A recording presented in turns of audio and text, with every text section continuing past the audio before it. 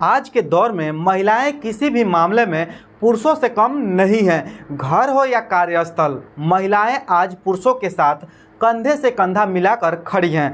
ऐसे में कोई क्षेत्र नहीं है जहां महिलाएं अपना योगदान न दे रही हो। घर हो या बाहर, महिलाएं अपनी जिम्मेदारियों को बखूबी निभा रही हैं। लेकिन ऐसी कई वजह भी हैं जिसकी वजह से उन्हें पुरुषों की तुलना में ज़्यादा समस्याओं का सामना करना पड़ता है।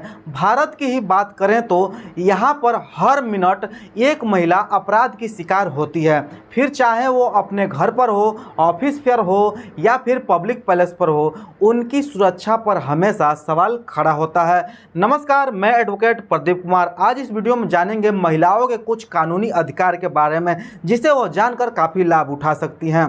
घरेलू हिंसा और महिला उत्पीड़न जैसी सभी परेशानियों से उन्हें गुजरना पड़ता है।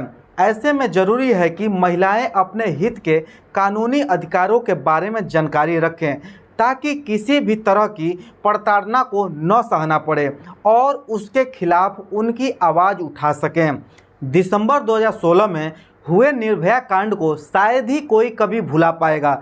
दिल्ली की नौजवान लड़की के साथ हुए इस दर्दनाक हादसे ने महिला सुरक्षा पर कई सवाल खड़े कर दिए थे।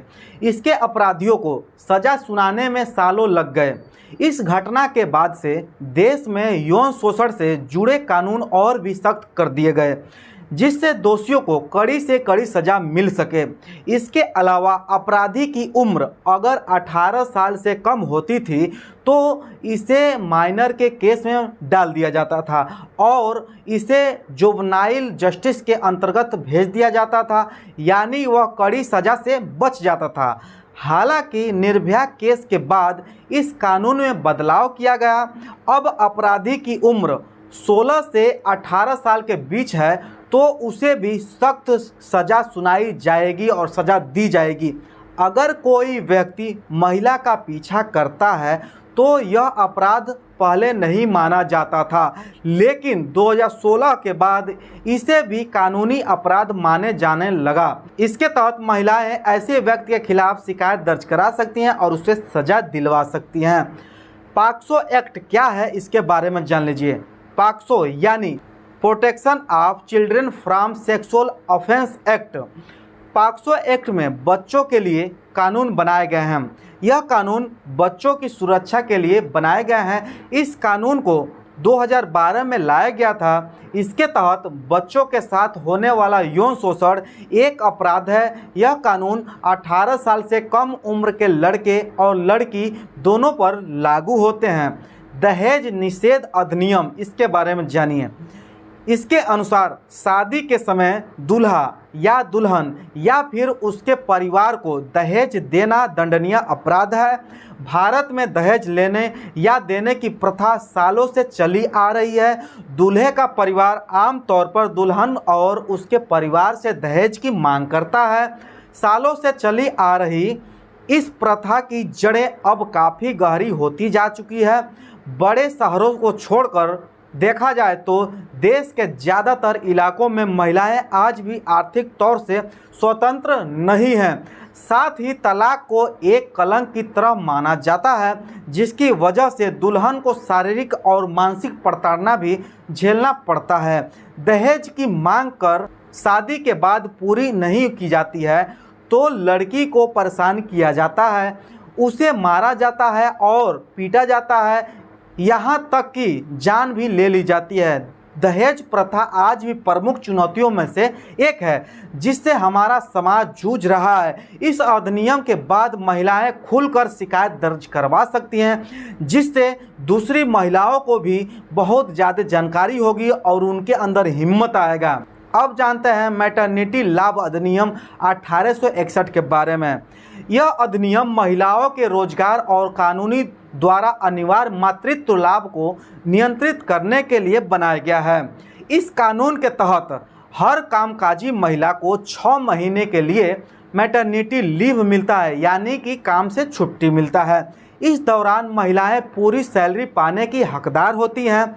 यह कानून हर सरकारी और गैर सरकारी कंपनी पर लागू होता है। इसमें कहा गया है कि एक महिला कर्मचारी जिसने एक कंपनी में प्रेगनेंसी से पहले 12 महीनों के अंदर काम कर चुकी हो, यानी कि 80 दिनों का काम की हो, वह मैटरनिटी बेनिफिट पाने की हकदार होती है, जिसमें मैटरनिटी लीव, नर्सिंग ब्रेक, चिकित्सा भत्ता भी दिया जाता है।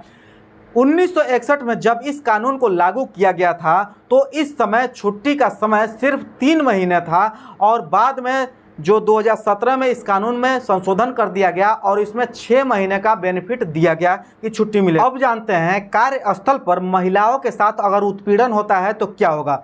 अगर किसी महिला के साथ उसके ऑफिस में या किसी भी कार्यस्थल पर शारीरिक या मानसिक उत्पीड़न किया जाता है तो उत्पीड़न करने वाले आरोपी के खिलाफ महिलाएं शिकायत दर्ज करा सकती हैं और उनको सजा दिलवा सकती हैं। यौन उत्पीड़न अधिनियम के तहत महिलाओं को कार्यस्थल पर होने वाली शारीरिक उत्पीड़न या यौन उत्पीड़न से सुरक्षा मिलती है। इसके लिए पास कमेटी गठित की गई थी। यह कानून सितंबर 2012 में लोकसभा और 26 जनवरी 2013 में राज्यसभा से पारित हुआ था।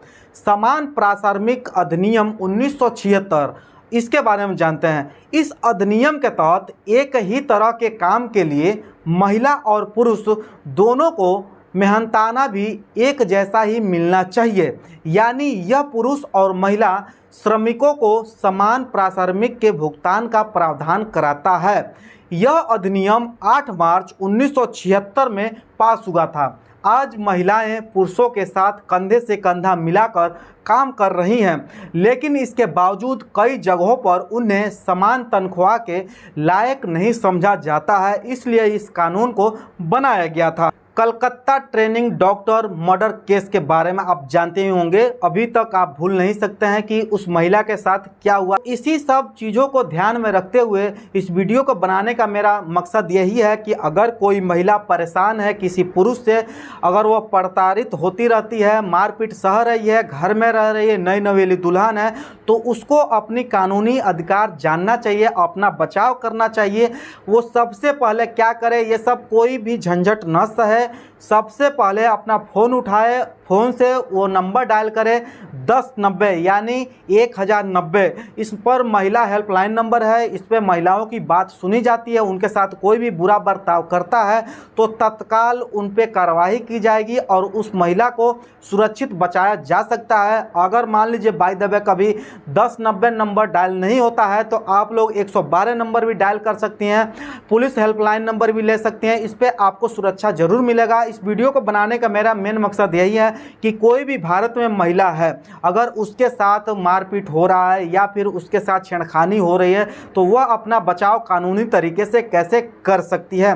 दोस्तों, आज की जानकारी आप लोग को कैसा लगा आप लोग कमेंट बॉक्स में ज़रूर बताइए। यह वीडियो अगर काम का हो तो लाइक कमेंट से ज़रूर करें और सब्सक्राइब करना न भूलें। हम लोग मिलते हैं एक नए वीडियो में एक नए टॉपिक के साथ। तब तक के लिए जय हिंद, वंदे मातरम।